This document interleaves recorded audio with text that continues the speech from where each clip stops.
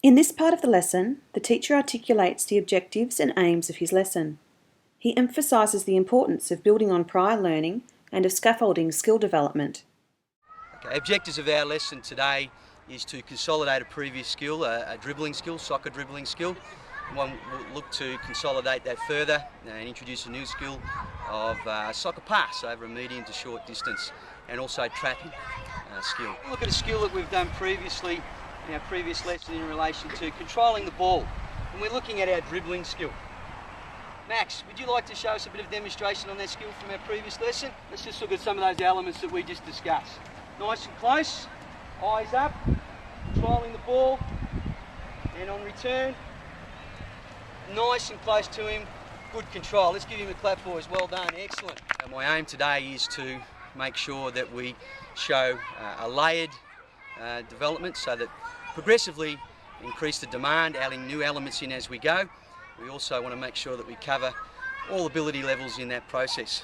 I want to give boys some opportunities to show some leadership, to take ownership of components of the lesson today, typically the warm-up and in the skill application when they're managing games towards the end of the session. We're going to start off by practicing it just in groups of 4 in a square formation.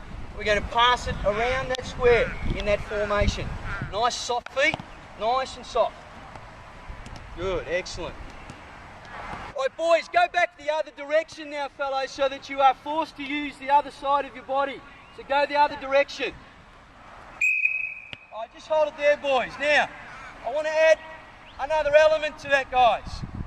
Still stationary, we're going to be passing. At this time, we're going to have to be aware of what's going on either side of us when we pass. We're going to ask one boy from each group to get another ball. And we're going to be passing diagonally across.